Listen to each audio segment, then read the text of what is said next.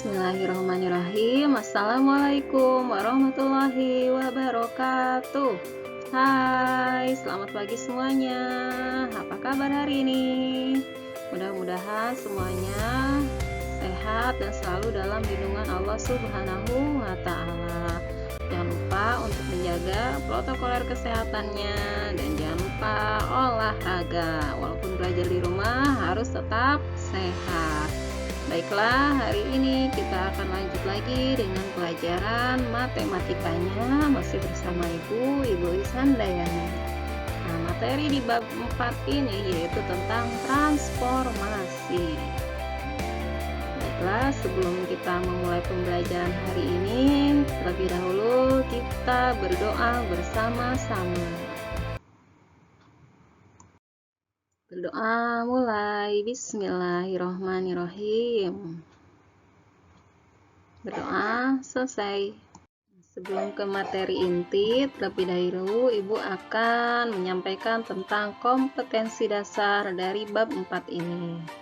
Dasarnya yaitu yang pertama, menjelaskan transformasi geometri yang terdiri dari refleksi, translasi, rotasi, dan dilatasi yang dihubungkan dengan masalah kontekstual.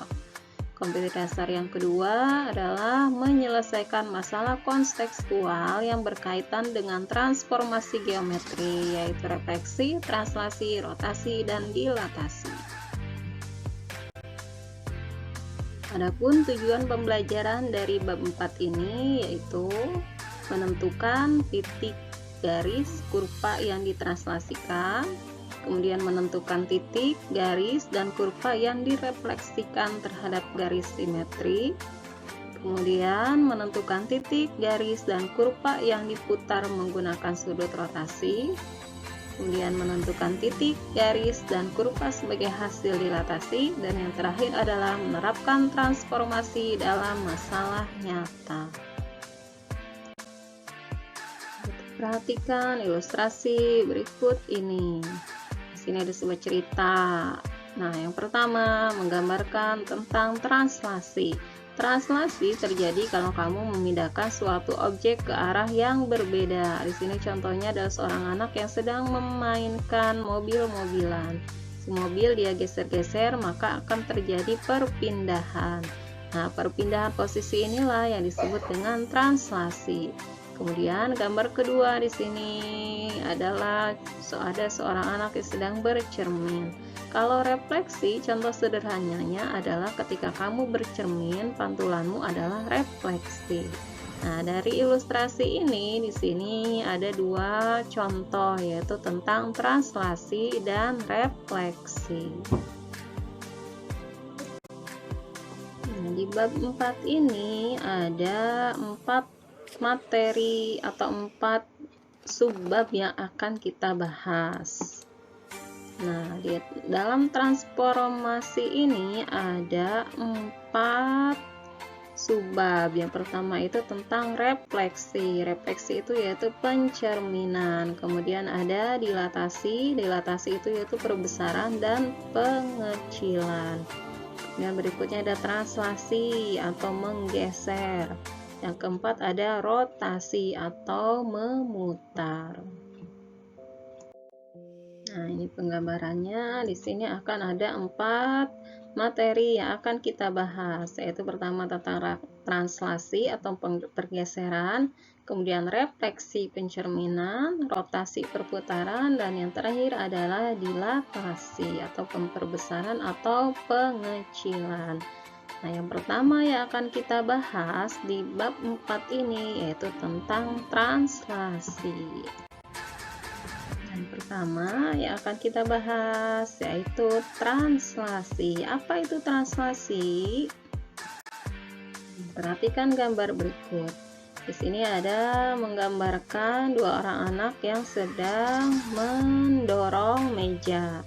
Meja ketika didorong maka dia akan mengalami pergeseran atau perubahan posisi. Nah, gerakan memindahkan meja tersebut merupakan salah satu contoh dari translasi.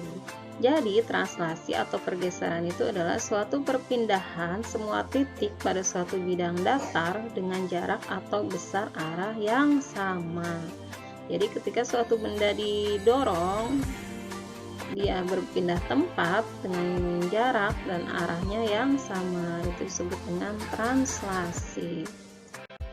Translasi dalam matematik ini berhubungan dengan titik koordinat. Nah, kita perhatikan contoh berikut. Gambarkan persegi panjang EFGH dan bayangannya pada translasi yang diwakili oleh pergeseran HF. Bagaimana hubungan sisi GF dan bayangannya? Kemudian yang B, bagaimana hubungan bangun EFGH dan bayangannya? Nah, perhatikan gambar berikut. Di sini ada persegi panjang EFGH. Nah, kemudian bayangannya ditranslasikan dengan diwakili oleh HF. Jadi, si gambar ini, persegi panjang ini digeser sejauh HF. HF di sini adalah garis diagonal. Jadi, yang akan kita tarik ini adalah perpanjangan dari garis diagonal HF. HF kita perpanjang. Nah, di sini akan ada F dan F aksen. Jadi perpindahannya itu sejauh F ke F aksen. Nah, kemudian kita perpanjang dari F aksen, kita buat titik-titik yang menghubungkannya menjadi persegi panjang EFGH. Nah, kita buat perpanjangan dari G menjadi G aksen. Kemudian dari E menjadi E aksen, dan di sini F menjadi F aksen. Nah, gambarkan persegi EFGH, kemudian tentukan bayangannya dengan cara membuat E aksen, F aksen, G aksen, dan sama dengan HF. Nah, yang A, bagaimana hubungan sisi GF dan bayangannya? Sisi GF, maka bayangannya adalah G aksen, F aksen. Aksen ini menunjukkan adalah bayangan. Kemudian yang B, hubungan bangun FGH dan bayangannya. Bangun FGH dan bayangannya yaitu bangun E aksen, F aksen, G aksen, dan F. Kongruen satu sama lain atau sebangun.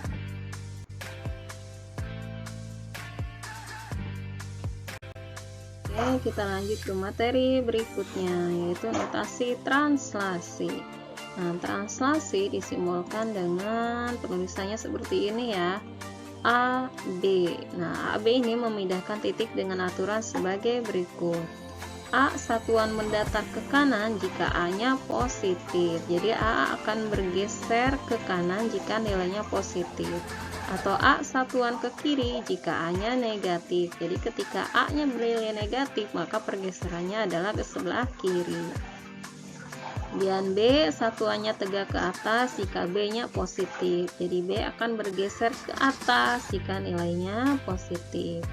Dan B satuan ke bawah jika B-nya negatif, dan si B ini akan bergeser ke bawah jika nilainya negatif.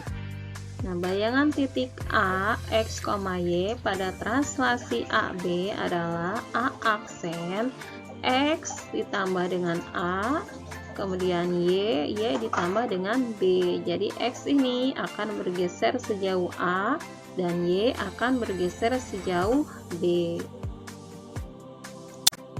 Agar lebih memahami, kita perhatikan contoh berikut. Nomor 1, tentukan bayangan titik P negatif 5,3 dan Q 3,5 masing-masing pada translasi berikut. Yang A translasinya adalah 9 negatif 6, yang B nya negatif 6 negatif 8. Kita bahas satu-satu. Yang A, titik P negatif 5,3 ditranslasikan 9 negatif 6 akan menjadi P aksen, X aksen, dan Y aksen. Maka tadi persamaannya sudah dibahas sebelumnya ya, jadi tinggal ditambahkan. Di sini X-nya adalah negatif 5. Negatif 5 pergeserannya 9, berarti ditambah 9. Negatif 5 ditambah 9 hasilnya adalah 4. Kemudian di aksennya 3 ditambah negatif 6, maka hasilnya adalah negatif 3. Jadi bayangan dari titik P dengan translasi 9 negatif 6 adalah 4 P aksen 4, negatif 3. Kemudian yang kedua, titik Q 3,5 ditranslasikan negatif 6, negatif 8. Nanti akan menjadi Q aksen, X aksen, Y aksen. Maka X aksennya itu berarti 3 ditambah negatif 6, maka hasilnya adalah negatif 3. Kemudian Y aksennya 5 ditambah negatif 8, hasilnya adalah negatif 3.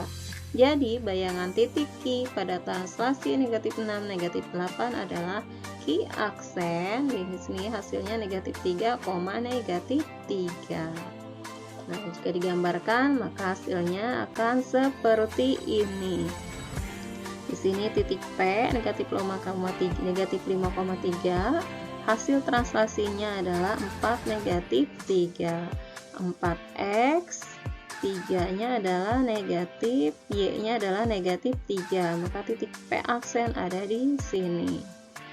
Kemudian yang B, titik Q 3,5, hasil translasinya adalah negatif 3, negatif 3, berarti X-nya negatif 3, Y-nya negatif 3, maka titiknya ada di sini. Nah, selain dengan menggunakan rumus ini, titik bayangan ini pun bisa langsung dicari dengan menggeser dari titik yang ada di sini.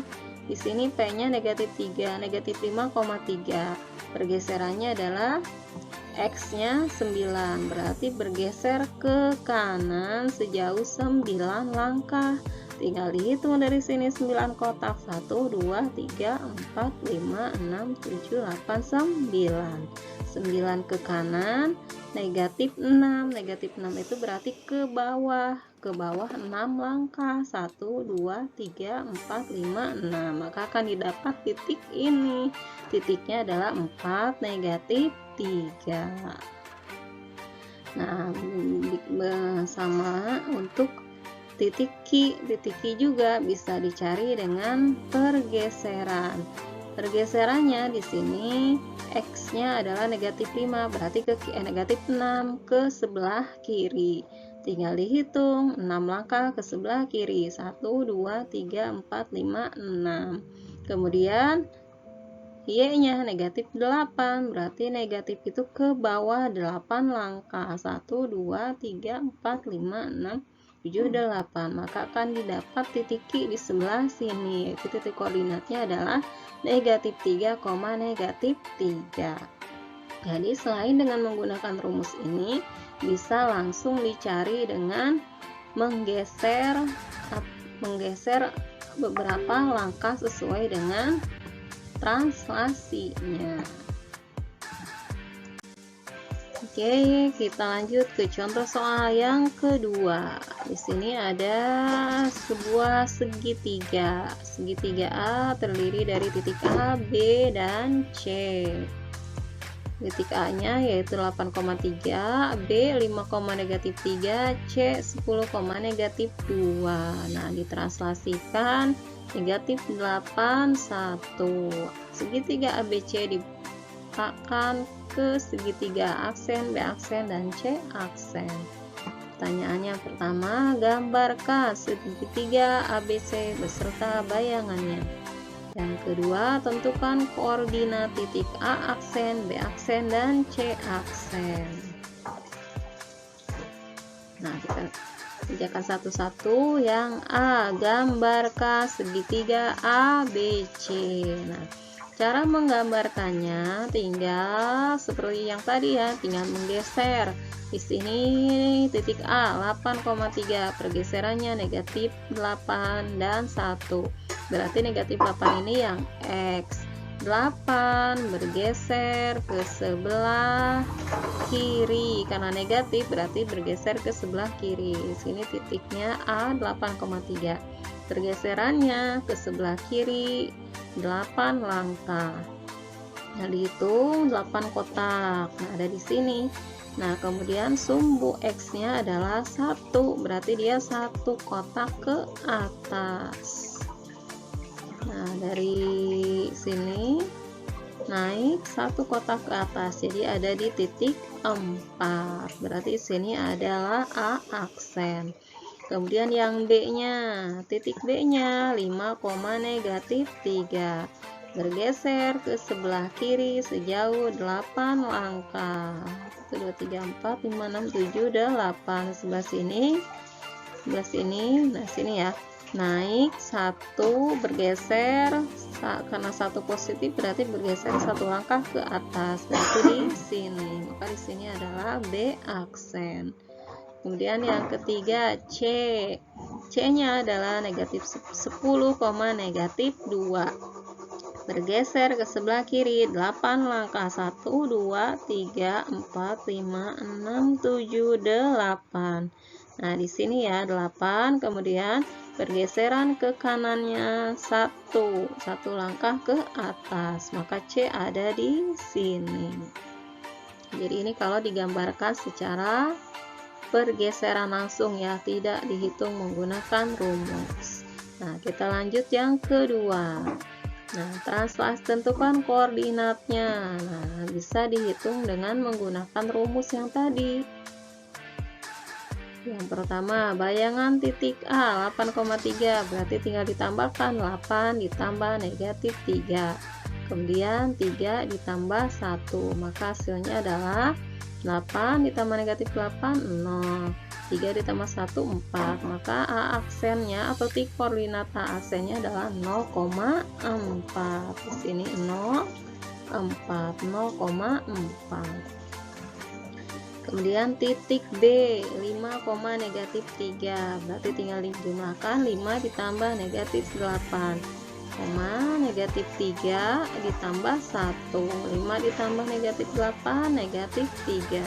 Negatif 3 ditambah 1, negatif 2. Maka titik koordinat B adalah negatif 3, negatif 2. Ada di sini. Negatif 3, negatif 2. Yang ketiga yaitu titik C. Titik C-nya adalah 10, negatif 2. Tinggal dijumlahkan. C aksennya itu menjadi 10 ditambah negatif 8, negatif 2 ditambah 1, maka hasilnya C aksen adalah 2, negatif 1. Nah, 2 negatif 1 ada di sini, 2 negatif 1. Nah, jadi untuk mencari titik koordinat itu bisa menggunakan dua cara. Jika bisa langsung dengan cara digambarkan, juga bisa dengan menggunakan rumus. Bisa dipahami sampai sini? Nah, materi untuk hari ini cukup sampai di sini. Tadi kita sudah membahas tentang translasi. Biar lebih memahami tentang translasi, silakan kerjakan latihannya yang ada di halaman 113, latihan 1, nomor 4 dan 8. Silakan dikerjakan di buku tulis. Nanti kita bahas pas pertemuan di hari Senin depan ya, pas nanti kita ada jadwal PTN. Oke, terima kasih. Baiklah, materi untuk hari ini cukup sampai di sini. Kita lanjutkan lagi di pertemuan berikutnya. Lebih kurangnya Ibu mohon maaf. Mudah-mudahan apa yang Ibu sampaikan bisa dipahami. Kita tutup pertemuan ini dengan bacaan hamdalah alhamdulillahirabbil alamin. Terima kasih atas segala perhatiannya. Assalamualaikum warahmatullahi wabarakatuh.